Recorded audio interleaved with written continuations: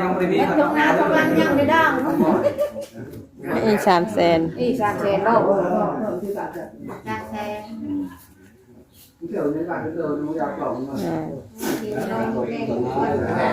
เยืมดอกก็ได้บัตร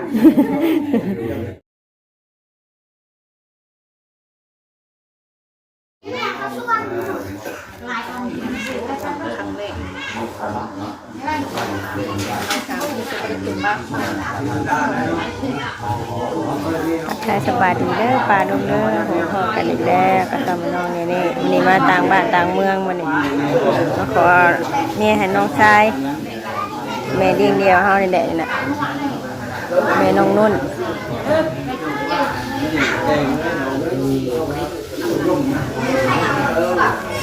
มาฟังกันว่ากระดองอยู่เท่าไร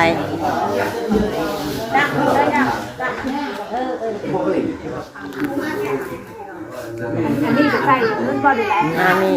นายเสียง ลุงอันนี้จะใส่เซลลุงใส่เงินแล้วแต่ใช้ในคนมาจับนะนี่เลยบ้านคนเคยนะใส่กิน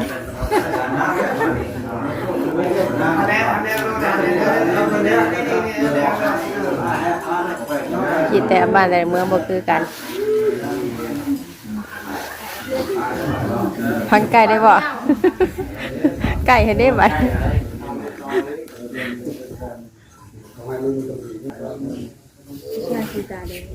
ฮะบ่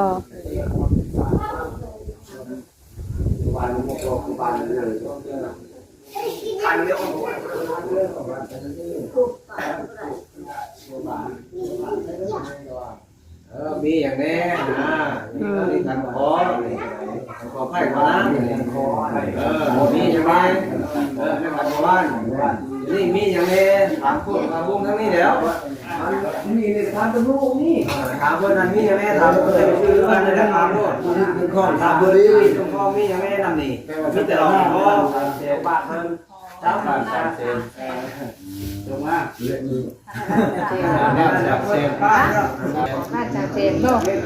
ค่าพ่อบ้านบ่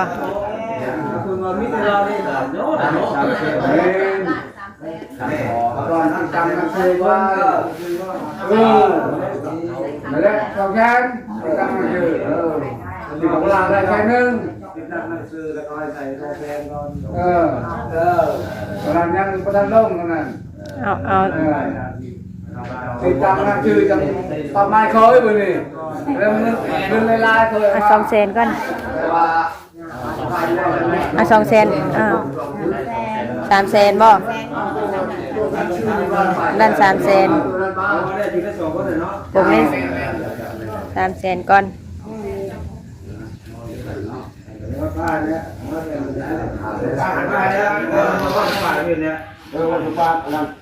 แล้วก็ชงเคยแค่นึงต้องการตรงนี้แค่นึงแต่เคยว่าเอาไปซื้อเบียร์พร้อมกินแล้วก็แล้วเป็นอย่างนั้น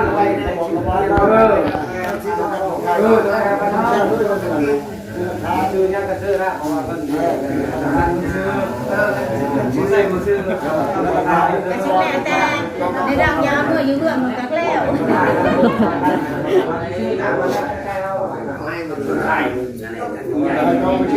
อะเคยเห็นได้เหรอเรียนทำยังไงได้อ๋อไล่บ่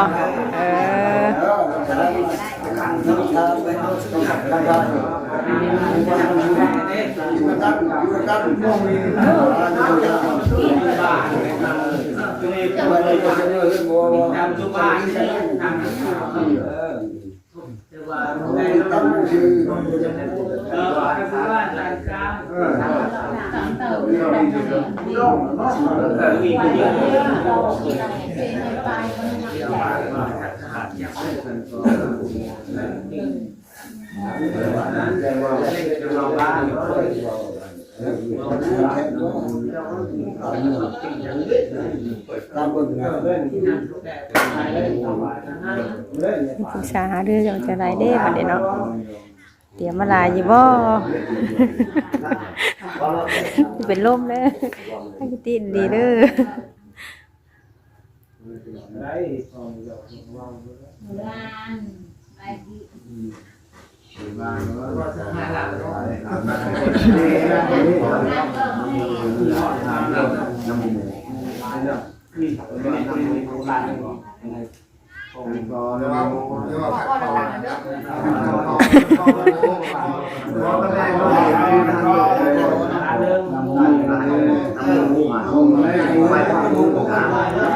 ข้าม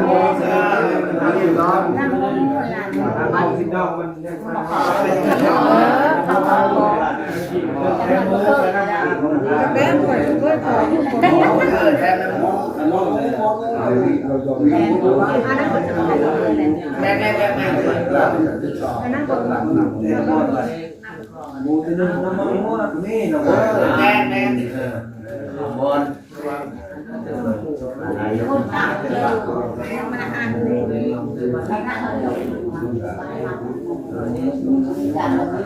ของเขาไปกระดูกทีเดียว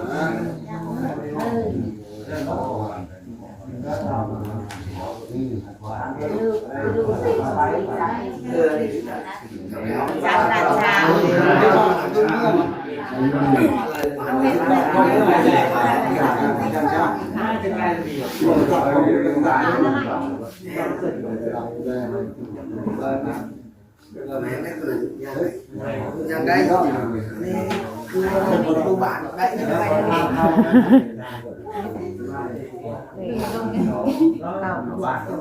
หวยมันเบิดกระด้างกันได้บ่สังว่าอะไรพอดบ่นับเบิ้งนับกันเ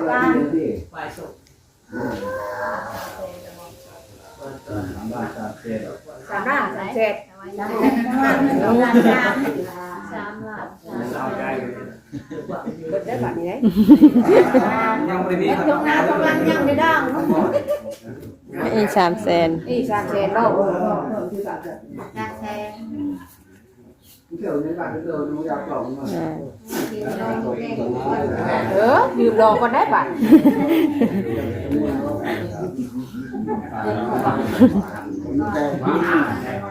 นี่เราบ้านนี่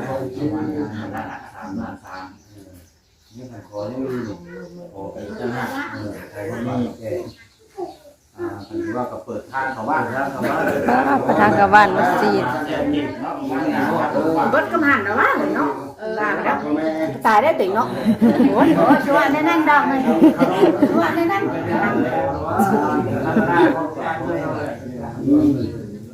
ตอนนั้นเขาว่ายิ่งกว่าอยู่แล้วใช่ไหมอั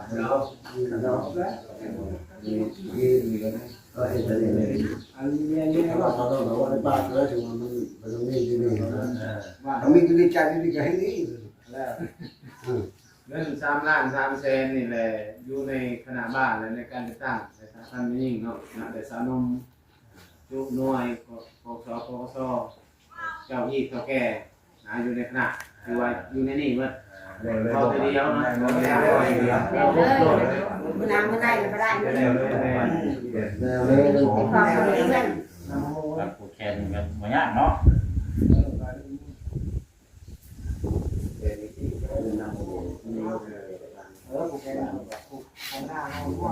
พ่อเจ้าบ่าวแม่เจ้าบ่าวแม่เจ้าสาวพ่อเจ้าสาว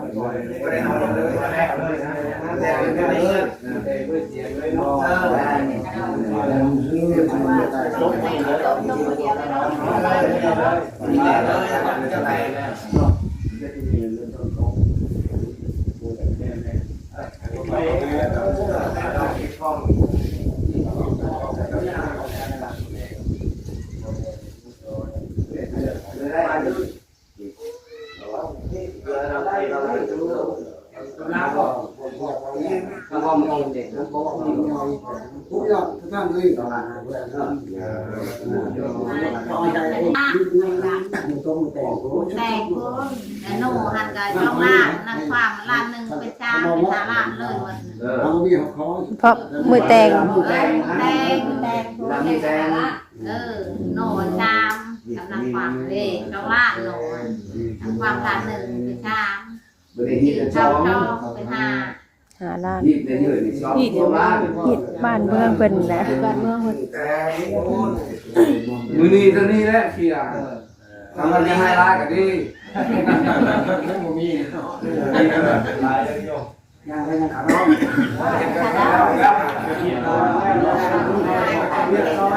ฮิตบ้านเมืองบ่ต่างหาก มือแตง คนเมืองใครตุลาคนแต่ประตูเมืองมือแตกคุณบอก มือแตง ทำมือกระดาษมือทำมือแบ่งพูดจะได้เข้าไม่ได้หลายคำไม่ได้ก็ได้ โอ้ยลืมลองให้เดี๋ยวนี้ บ่เกี่ยง แต่ว่ามือแดงแต่ว่าเป็นค่าทำงานทำความ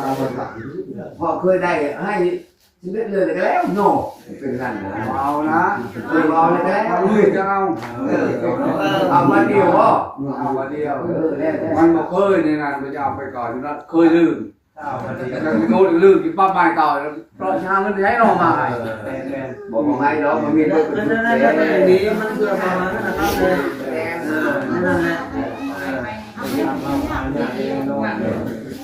ตลาดเนี่ย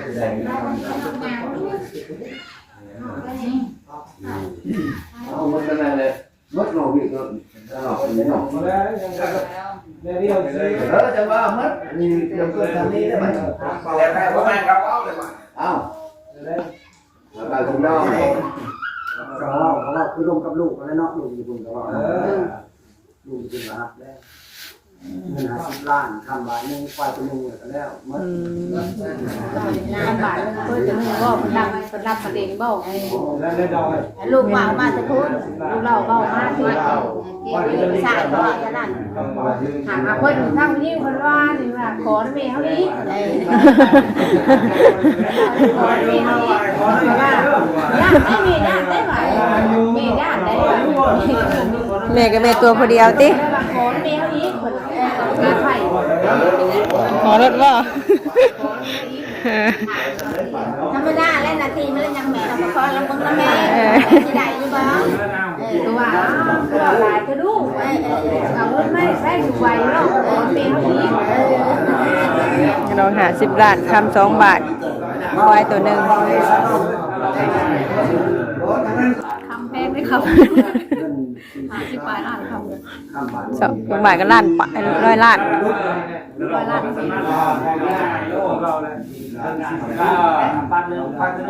บ่รู้แต่บ่จัก2บ่รู้ได้จัก ได้ลองเลยเราเดียวจะมันเราไม่ใหญ่ผมมียังเลย เงินขนาดไหนเงินเป็นเงินโลกเลย มีคงกันเดียวเป็นยังนาทีมันนี่คือมันแซงกินอะไรเดียวเป็นยังเราต้องไหมล่ะ ลูกเว้ากันเองแหละท่านดิหาเพิ่นเว้ากันอยู่ได้รถเลยเท่าไหร่นี่กระดอกก็บ่รถเป็นหยังลงแล้วบ่ได้เลยซื้อได้บ่ หรือ40 ล้าน 30 ล้านซะโอ้ยว่านะลูก เดือ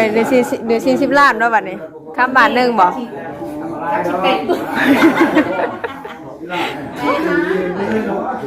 เมื่อละจัง5,000ที่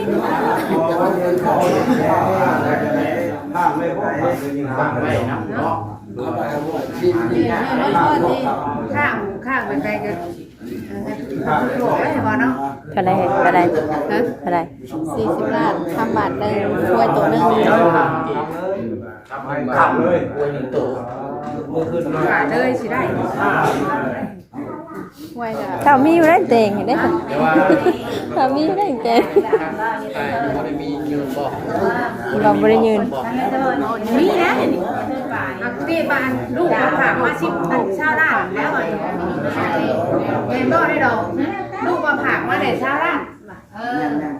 ฝากมาชาวล้านก็ให้ไปจดเขาเด้อก็ยืนกันนะ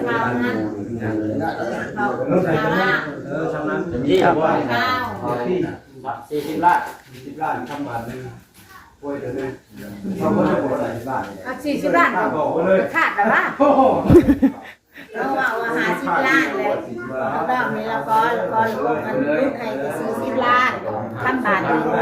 คำบาทหนึ่ง40 ล้านโอ้ยหนึ่งคือถองมาเลยบ่ ทองบัดดอกนี่ ทองบัดรอง ถองมาลองแรกคือถองมาบ้านขึ้นข่อยกันพูดแล้วบอก40 ล้านถามชาล้านถามว่าชาล้านคือเรียกพอคนที่จะถามมัน ไล่บ่ เป็นควายได้แล้ว ทำบ้านนี้มาตัวเนื้อที่บ่ทำนะ ทอถอกคนนึงน่ะ สร้างตัวเนื้อนะ ขาดคนนึงขาดไว้บ้านเนี่ยเอ้ย โยกกินแต่คือเอาเบาๆก็ได้เนาะทำก็ได้กันเชื่ออยู่แล้วยันว่าเราจะได้ถึงอยู่ควายเป็นเนาะเนาะควายแข็งเพราะอยู่ในเฮาสิได้มาเนาะ ควายเป็นควายกินควายกินกินควายไปดาวโมเมนต์ ครับนี่นะ บ้าเป็นโต๊ะของควายกินที่มันจะได้เลี้ยงได้ดาวมันยังมันแก่น ควายหักแขนหักคนเปล่าว่าวัวก็ได้เลยในป่าจะกินได้ควายเป็นกระทะนะเพราะฉะนั้นเล่นที่ดูแล้วนี่คำมันคือชอบเรื่องนี้อะไรก่อน ทำอย่างออกคนนึงว่าไม่คนนึง อ๋อ ตกชาวบ้านทำวันหนึ่ง ชาออก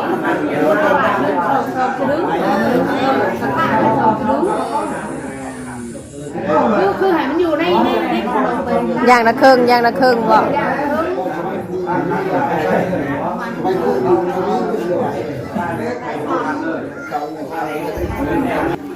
แล้วแม่ตัวลูกสิรับได้โทรของเขาคนเด้อสะไปเด้น้องแม่รับเป็นเจ้ารับออกมาออก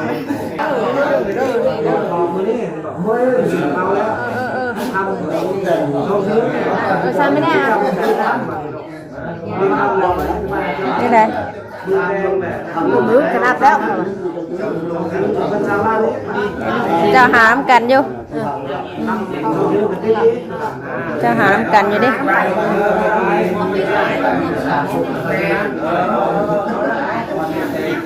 บางเงินเขาโอนมาอยู่ในนั้นโอนในแล้วสาวค่าดอก40 บาทเลยคนลูกชายลูกชายอันที่ว่าคนเก็บเงินโอนเงินมาพี่มันบอกมันข่อยได้มันบอกมันมีได้แล้วก็ได้บอกมันมีได้ป่ะ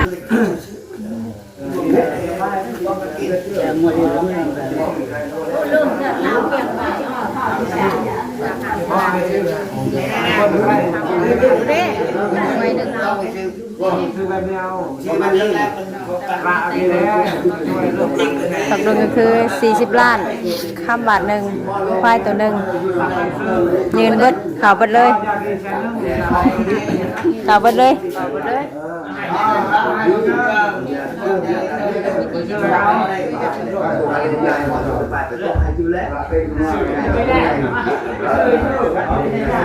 ที่ขอเรียบร้อยบัดนี้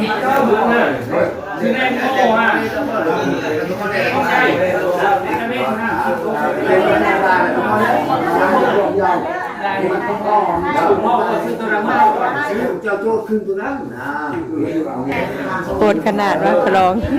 คือบ่มีกันโอ้โหน้ำตาไหลแล้วเนาะโอ้เท่จะเนาะปลาลุงเนาะเอ้าเป็นน้ำตาง่วยๆแท้แสบตาพูดทางนั้นต้องหันทางนั้นมีบ่คือเราเขาเจ้าหาแต่งอยู่ดอกว่าลูกชายว่าลูกหาแต่งแล้วพอลูกชายลูกไผ่เขาเจ้าหาเงินอยู่เมืองไทยหาแต่งแม่มาขอให้ซะเนาะมาขอเป็นนี่เรียบร้อยมือแต่งนะบัดเนาะมาแล้วมีคำแล้วค่อยมาแต่งบัดนี่จะมือไรปีไรแล้วง่ายอยู่เบาง่ายอยู่เนาะแม่เด้แต่เราปลาดงเนาะแม่นี่จะได้ปลาเด้อไปกินอาเกสบายดีเด้อ